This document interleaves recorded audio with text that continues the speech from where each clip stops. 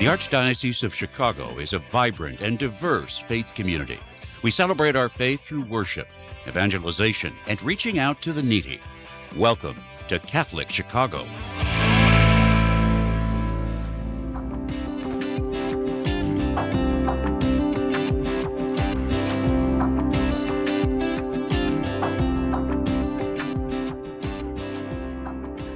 Good morning, welcome to Catholic Chicago. I'm Father Greg Sakowicz, rector of Holy Cathedral in Chicago.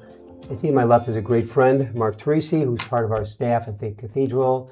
He's involved in the 150th anniversary, 175th, special projects, it goes on. And Mark and I go back to 1973. Wow. I was a junior in the college seminary, and Mark was a freshman. So Mark, we go back 53 years. I can't believe it. And by the way, folks, great friends. Yeah. How are you, Mark? Boy, you blink and it's... Oh. Realize, so Holy Name is celebrating the 150th. We know each other for 1/3 of that 150 years. Wow. I remember our years together in the seminary like we were just last week. Yeah. It flew by. And the 150th, speaking of the 150th, we're in the middle of our public campaign for Holy Name. Our folks and so many other friends are preserving that beautiful cathedral and ministries for the future. And right now, for Holy Cathedral, people have pledged with their generosity $10.5 million. Our goal is $12 million. So if anyone would like to contribute to the Holy Cathedral. Don't make the checks out to Father Greg Sakowicz. Make them out to Holy Name Cathedral. Yeah, but please don't make them out to me. So it's well, let's roll the great program today. Here we are, Magnifica Humanitas, or Magnificent Humanities, Pope Leo's Encyclical letter on artificial intelligence. We call it AI, but the subtitle gets at the heart of the matter, on safeguarding the human person in the time of artificial intelligence. We're stepping into a new world with AI, and it'll bring many good things, new efficiencies, all sorts of innovations, for example, in the production of good medical treatment, etc. It also brings some dangers. For example, workers being left out, unleashing dangerous bugs, figuratively, literally in this world. The Pope is ahead of the game in offering a comprehensive vision, especially a moral vision, and a direction for our lives. This is all on the world stage. And joining us this morning for a deeper look into the Magnifica Humanitas is the Cardinal's Delegate for Formation and Mission, Master Chef, and a neighbor of Father Greg's at Holy Name Cathedral in the Rectory, Father Lou Cameli. Thank you, Father Mark. Lou, welcome to Catholic Chicago. Thank you. Good morning, Lou. Good to be back. It's great to have you, and you're back by popular demand. And maybe the first question is, why should people take this encyclical seriously? Well, we're at a new moment. Actually, really, we're entering into territory that is not that well known. I mean, it's a new technology, but it's ushering in a realignment of all kinds of things. For example, work. How will people work? How will they connect and be in communication with each other? I mean, so there's a whole new world emerging. And as Mark said, well, at the beginning, lots of promise. There are good things that can happen, but there are also, there's a possibility of this thing spiraling in a way that is going to be destructive and not good. So the Pope this is just a remarkable document because in many respects, we have church documents in the past were a response, a reaction to what had taken place. In this instance, the Pope is looking ahead. He's ahead of the game. Being more proactive than reactive. Anticipating what we have to do. Now, am I right, Father Lou, in that is when this was written by the Pope, men and women from the AI industry actually asked the Pope to do something like this, or they were part of it or something? They were a part of it. At least that's what we know. We gather that because really in a certain sense, the Pope, especially this Pope Leo XIV, is a unique moral leader in the world, a moral voice. Who else is offering a perspective based on values and a sense of the human person? So we're really blessed to have him and to have him take up this task, this challenge. Now, for our viewers, I'm going back to the basics. Could you explain to folks what is an encyclical and what's the impact of an encyclical? Yeah, an encyclical is basically a formal letter. It's usually called an encyclical letter of the Pope that contains teaching that is addressed to a targeted topic, a specific topic. For example, one of the more famous encyclicals was from Pope St. John the 23rd, Pacem in Terris. So at a time when people were struggling with the nuclear arms race, the Pope raised his moral voice and addressed all people of goodwill throughout the world. A kind of an authoritative statement that's given to people on a particular topic. And why this topic, AI, and why now? Well, because it's here. It's here, and it needs attention. It needs attention. Now, are there a grouping of people that have responded to the Pope saying, you don't like AI, you want it to go away? That's not the purpose of why he wrote this. No. I mean, he's in a certain sense, it is about AI, but even more, it's about the human person. Because what AI does, it puts us in a position where we have to reclaim our humanity. That's the point of the encyclical. We have to, so there's a question of our identity. Who are we? Who are we? And then the second question is, what's been entrusted to us? And the third question is, where are we going to go with this? Where are we going to go with this? Those are really important questions, and it's not a critique of AI. AI is the product of human intelligence, and it is like everything else in this world. It is created good, but we live in a world that's also marked by sin, so it can go off course. And ultimately, we believe it can be redeemed in Christ. So, but that's a framework for everying. That's about us too. Yeah. But we're created good. So we're also saying, Lou, that the whole thing, the encyclical, goes way beyond artificial intelligence. It's about our being human and what it means to be human, and not to lose our human dignity and humanity. Right, exactly. So you and Greg are spiritual guides for folks as priests. How does this AI impact?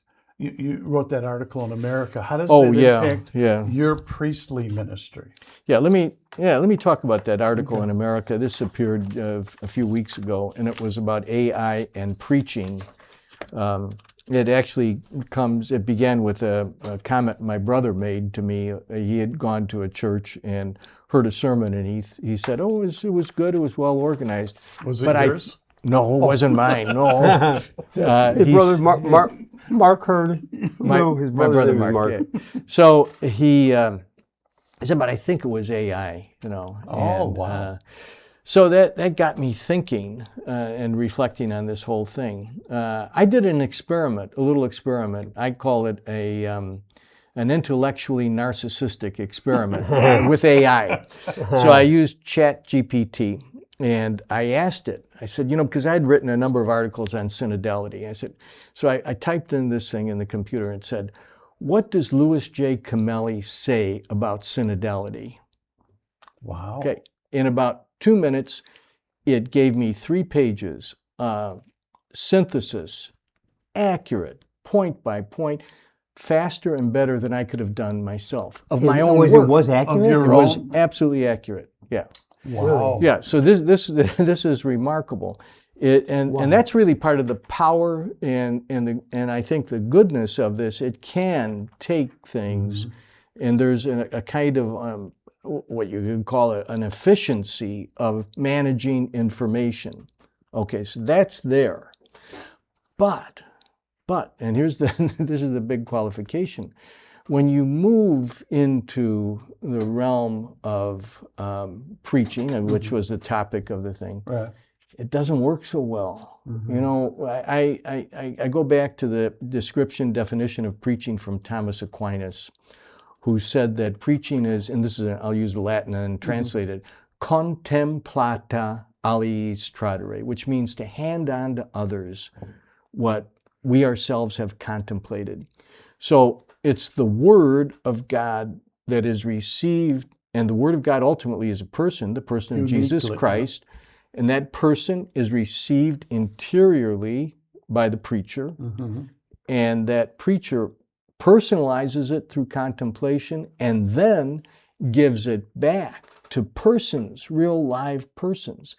So it's a completely personal operation that entails not just information, but conviction, feeling, passion, all these things. And that's outside of the realm of artificial intelligence. Artificial intelligence, for example, in the process of preparing a homily, can be very useful because it can summon biblical resources, exegesis, explanations from the scriptures and information correlating different things, but it cannot take inside itself the Word in a personal way and communicate it in a personal way. I'll give you an example, and I like that. You never heard this, but we were at a reception for the campaign. Yeah. And a gentleman, a younger gentleman I was talking with, was very articulate about coming to Holy Name, and he loves Holy Name, and he loves your homilies. And what he said was, it brought me back to the church. He said, because when I heard Father Greg, something connected in me. Yeah. And that's exactly what you're saying. Yeah. It's interesting how what you're saying, Lou, is AI runs the risk of taking the humanness out of humanity.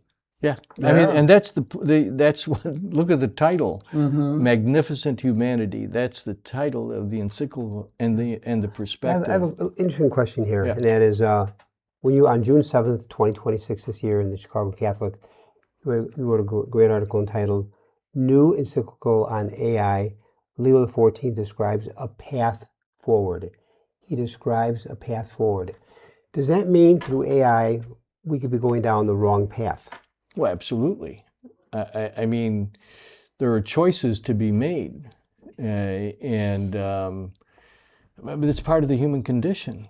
We're called to decide how we're going to take this as a gift, but as a gift that can also spin out of control.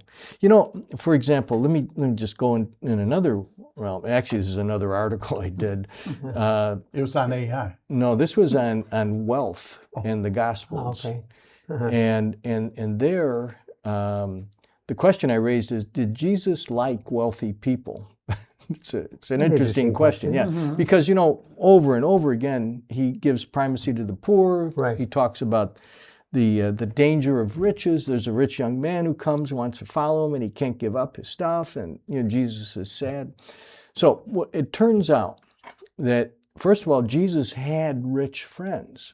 Wealth, material stuff is not bad. It's good. But it can be marked in such a way by sin that it can cut us off from our true journey into God. And so it's not a question of what we have, but what has us. It's not what we possess, but what possesses us. Where's our focus? Where's our direction? And so the same thing applies to the artificial intelligence, I think, from a spiritual perspective. Decisions have to be made. There has to be a kind of discernment going on, that we discover a pathway, and that's what that's the point of my article there in the Chicago Catholic, that Pope Leo is giving us some direction for Paving a direction. Yeah, and it's not necessarily complete. He doesn't have, and he wouldn't claim this, to have a last word. We're going along, but the point is, be attentive, be careful, watch. Take it in, but do so in a way that's judicious and also with a perspective of the gospel and your faith that will lead you forward. On that note, We're going us to to take break. a little break. So when we come back, I want to ask, you're a seminary prof, you're a parish priest, you're a pastor, you're a theologian for the Cardinal. How do you put all those pieces together and make it real for people in a parish so that they're a real movement? You said we're not finished. Well, we're not finished. The Pope says we're not finished. What can we do? You get 1 minute to think about that. Yeah. And we'll be back. Catholic Chicago, Father Greg Sakowicz, Mark Teresi, Father Lou Cameli will be back with us to continue our discussion on the Magnifica Humanitas Encyclical, Pope Leo XIV. We'll be back in a few minutes. Please stay tuned.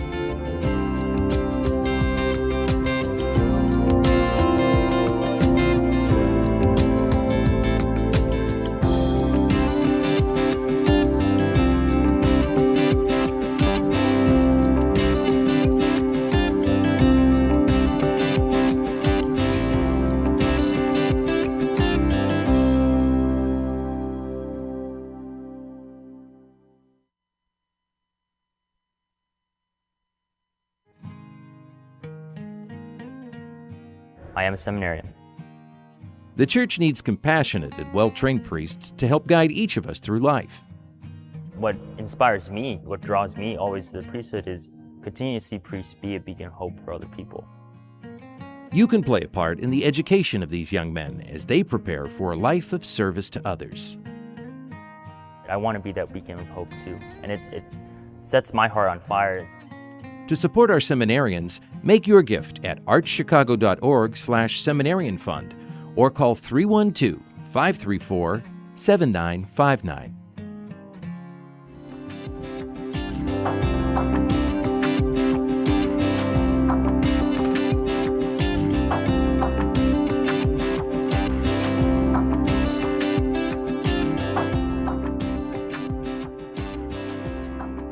We're back. Catholic Chicago, Father Greg Sakowicz, Mark Teresi, Father Lou Cameli, the Cardinal's theologian, delegate for formation and mission. We're talking about Pope Leo XIV's encyclical Magnifica Humanitas.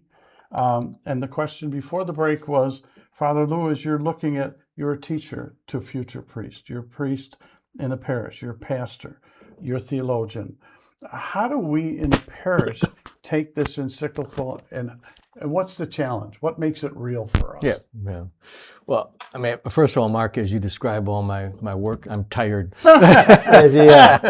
No, God has been good. I've been blessed with these different opportunities to serve in a lot of different ways, and that. And by the way, folks, I had to interject. Yeah. If you look at Father Lou, he will on July 16th, is it? That's it. Feast of Our Lady of Mount Carmel. 82 years old. 82 years old on July 16th. Father Lou. Unbelievable. Take the camera off of us. It's a miracle of grace. That's all I can say. No. God has been good. I'm blessed in so many ways. We're blessed to have you. But let me say this, to kind of pull this together and make it real, I would go to something that both Pope Francis and Pope Leo have underscored, and that is the cultivation of a culture of encounter. What does that mean? That means that we help people to really learn how to meet each other, how to engage each other, how to appreciate each other's humanity.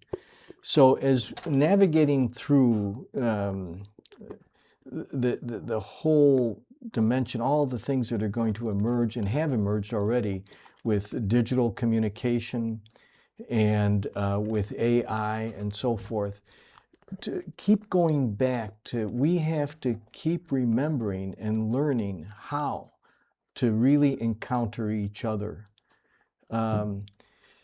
There are lots of challenges for that. I mean, here we are in downtown Chicago, and you walk along the street, and sometimes the temptation is not to even notice other people. And you can see, especially a lot of younger people, although older people too, with kind of tethered to their phones. Including while walking across the street. Yeah. Exactly. So that's the opposite of a culture of encounter. People not really seeing each other. What I find is that when we were small, it was pre-computer era. You took notes, notepad, pen, Right. did your research that way, the periodical index in the library, and it was very relational. And now, and we've all seen this happen, I saw recently in a restaurant 4 young people, maybe 17, 18, high 16, at a fast food restaurant, each on their cell phone. And I found out they were texting each other. Yeah. They were texting each other at the table. Right. And the two was like, ha ha ha. It's like, are you serious? It was that cell phone owns us. I truly believe we are losing our humanity. Yeah. So And that's when we're no longer becoming relational beings. exactly, and that has to be preserved, and it's a double-edged thing too. It's certainly just we want to remain human, but it's also a spiritual challenge as well. Because you can't move forward on the spiritual journey without that kind of sense of encounter. So you beautifully mentioned AI has its advantages for medical reasons and many others. Producing things, and automation. Synthesizing material, but also you said there's a scary side. I recently heard a story that creators of an AI program created this program and they felt it was too dangerous. Right. They went to unplug it, undo it, destroy it. The AI creation would not let the originators do it. Right. It could develop its own mind. Yes, exactly. And if that's true, that scares me. Yeah, it's kind of like a scene out of Frankenstein. Yes, Mary exactly. Shelley's. Yes. So there's that. There's another thing too that occurs to me. You might find this helpful. I did a book on the devil. Yeah. It's been your bestseller. My bestseller, and translated into Polish and Chinese, by the way. Wow. In any case, one of the things in that book that I identified was under the realm of the way that the evil one uses deception is to confuse information and truth. Those are two very different things. So information is the stock in trade for AI. And that's what it's great at.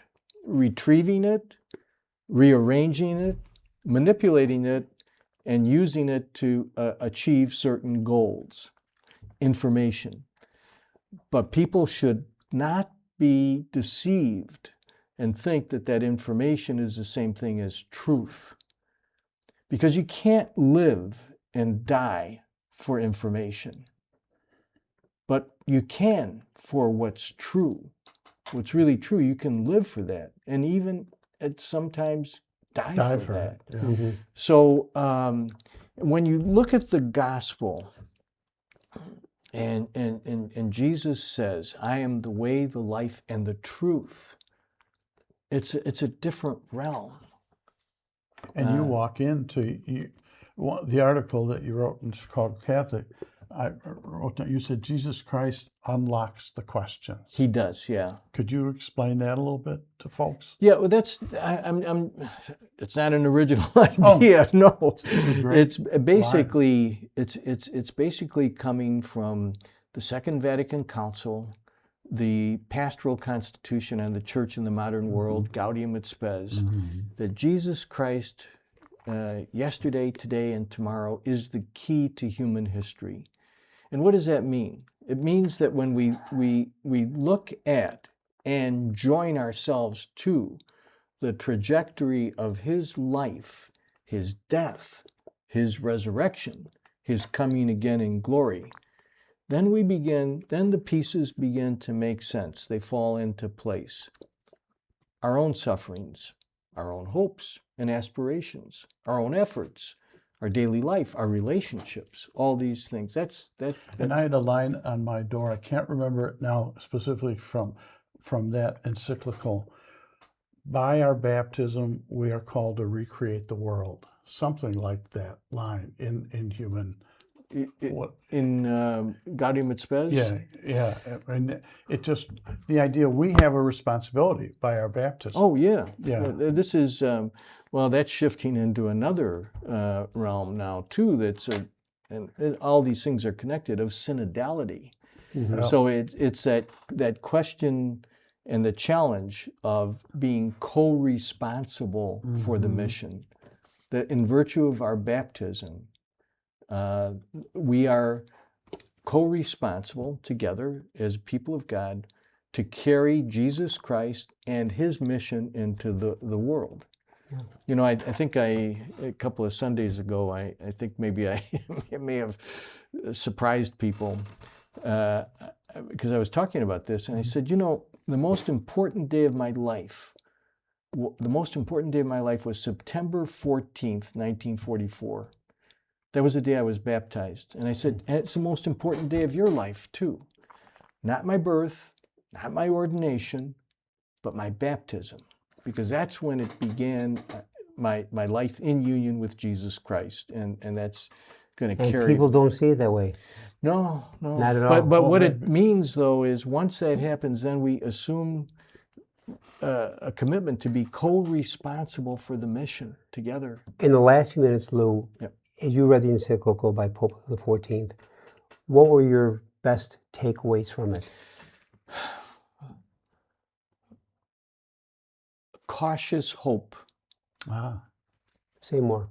Yeah, I mean, because when we were talking about this earlier too, there's a lot of good that's possible and that can be derived from this new epoch that we're entering into. But at the same time, we have to approach it with care, with caution. And I think probably the best way to do that, and I think the Pope is inviting us to this, is we do it together. They're again, going back to the co-responsibility, to be in dialogue and encounter with each other. We can navigate it, we can get through it, but we do have to talk to each other, and we do have to claim this as a corporate responsibility. Yeah.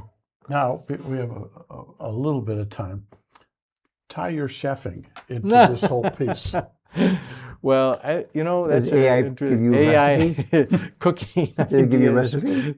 No, that's that actually, it's interesting because for me, cooking is I enjoy it, and it's a creative outlook. I can. And creativity is another thing that's not a strong suit for AI, at least in my estimation. Right. It's a manipulation and a gathering of information that's already there. But to intuit, let me try to mix this ingredient with that. And, so there's a creative side that's really very human, I think. Like Grandma used to do. Yeah. Yeah. I don't follow recipes. Yeah. I go by intuition. That's a great example. Creativity, yeah. That's good. I'm glad you brought that up. I hadn't thought I remember of it. years ago when I had knee surgery from football, and I asked the surgeon before the surgery, I said, will I be able to play the piano? He said, sure. I said, well, I couldn't before. On that note, there we are. Michael May is incredible. Beautiful, Michael. He just pops up those videos. Yeah. Oh, look at that. Lou Cameli. That's a pasta alla norma. Wow. I think. Beautiful. Making me hungry. On that note, I want to thank in a very special way Father Lou Cameli, who's been our guest regarding the latest encyclical by Pope Leo XIV. Father Lou, you are It was wonderful. a wealth of knowledge, Thank a great you. program. you pull all kinds of things out. Well, Thank you make our work very easy. Thank you to Mark Teresi, great friend. I'm going to have lunch now. Yeah, I want one of those recipes. So, Father Lou, Mark, thank you. Also, special thanks to our director, producer, choreographer, the whole thing, Michael May, along with Clint Cottrell. God bless all of you. Continued summer blessings. Go White Sox, go Cubs.